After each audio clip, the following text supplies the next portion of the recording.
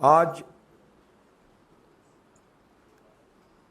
जिस वक्त ये खबर आके पहुंचे कि हमारे अभिषेक मनु सिंघवी की अगुवाई में सुप्रीम कोर्ट में जो कानूनी लड़ाई हम लड़ी थी उसमें राहुल गांधी जी की राहत मिले, तब सही महीनों में हम सबको अंदर एक खुशी की लहर बह गए। सदन में राहुल गांधी जी की नदारद अनुपस्थिति बराबर हमें महसूस होते ही रहते। कोई अगर काम में राजनीतिक कारणों से राहुल गांधी जी कहीं व्यस्त रहे, अलग बात है, लेकिन सदन में राहुल गांधी जी की आने में पाबंदी, सदन में आने की अधिकार जब से छीन लिए गए थे, तब सही महीनों में हम लोग बड़े दुखी थे।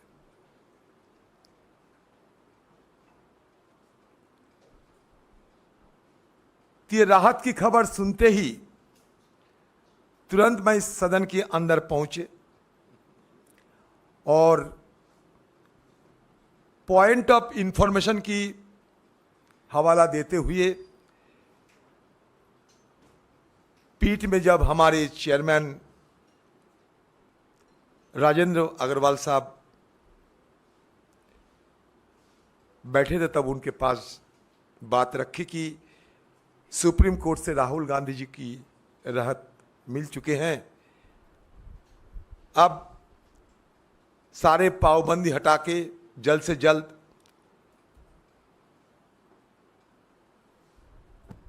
उनके सदन के अंदर वापसी के लिए कार्रवाई शुरू करना चाहिए।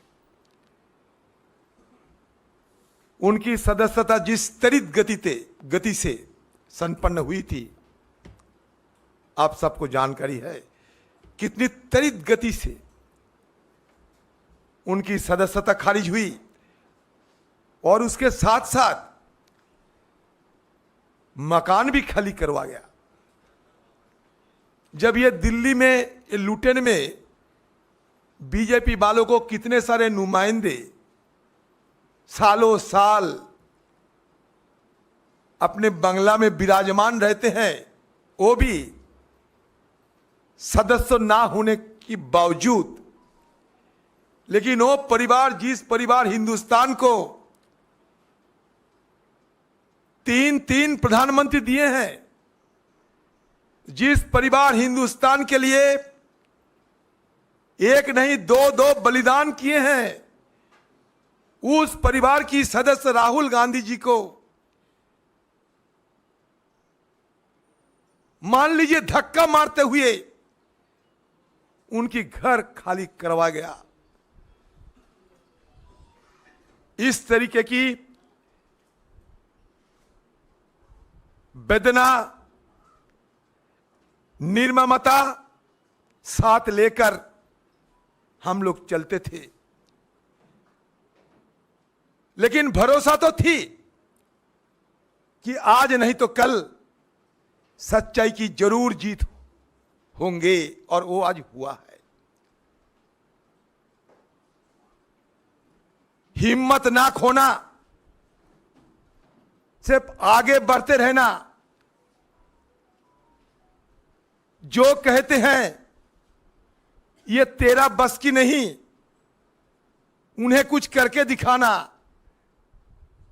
यही मकसद लेकर चलते चलते आज राहुल गांधी जी की सच्चाई साबित हो चुके हैं। सनद रहे कि हमारे देश की और सभ्यता की सबसे बड़ा पहचान होते हैं सत्यमेव जयते। आज जीत हुई सच्चाई की। हिंदुस्तान की करोड़ों की आम लोगों को आशीर्वाद, दुआ, समर्थन राहुल गांधी जी की सबसे बड़ा ताकत थी।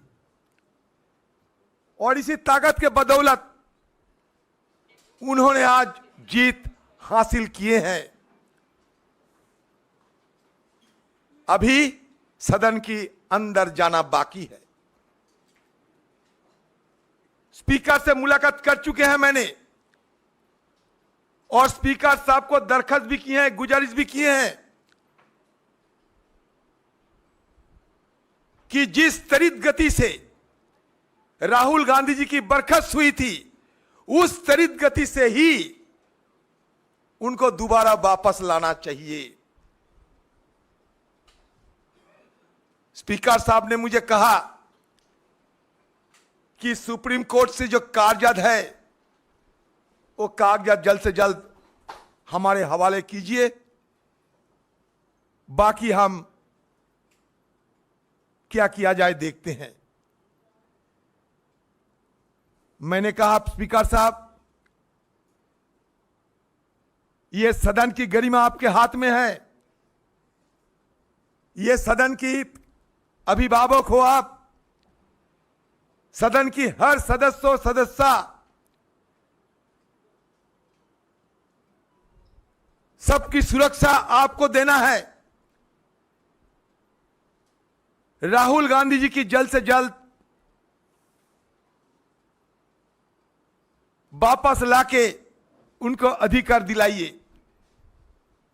मंगलवार को सदन में अविश्वास प्रस्ताव पर चर्चा शुरू होने वाला है।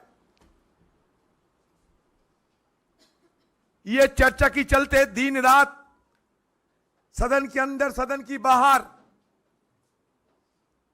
हम सब गुहार लगाते आ रहे हैं। टालते टालते टालते टालते 8 तारीख को सदन में अविश्वास प्रस्ताव चर्चा के लिए दिन तय किए गए, जो कि बहुत पहले करना चाहिए था। और नियमों के मुताबिक जब अविश्वास प्रस्ताव सदन में लाए जाते, जिसकी मान्यता दिया जाते स्पीकर की तरफ से, उस समय बिना अविश्वास प्रस्ताव कोई विधायक पारित नहीं होना चाहिए। ये हमारा नियमों के मुताबिक, परंपरा के मुताबिक। लेकिन फिर भी रोजाना ये सरकार सदन में बिना चर्चा एक के बाद एक विधायक धड़ल्ले से पारित करते जा रहे हैं। ये परंपरा के खिलाफ सदन की हालात देखकर हम लोग सब बड़े परेशान हैं। आज तक हिंदुस्तान की ये पार्लियामेंट में, सदन में कभी ऐसा नजीर नहीं हुई थी जब अविश्वास प्रस्ताव स्पीकर साहब की टेबल पे अविश्वास प्रस्ताव पे चर्चा नहीं हुई और दूसरी तरफ एक के बाद एक विधायक पारित होते गए। तो इसलिए हमारी तरफ से हम सोचे हैं, हमारे नेतागण को भी मैं ये बात रखे हैं, गुजारिश किए हैं कि अविश्वास प्रस्ताव पे राहुल गांधी जी को शिरकत करना जरूरी है। और अविश्वास प्रस्ताव की चर्चा शुरू होने का पहले ही राहुल गांधी जी को सदन के अंदर वापस लाने की इजाजत हमारे स्पीकर साहब दें। इसके चलते आज से हम लोग पहल शुरू कर दिए हैं और जल्द से जल्द राहुल गांधी की वापसी के लिए हर संभव प्रयास हम करते रहेंगे। न संघर्ष न तकलीफ, मजा क्या है जीने में।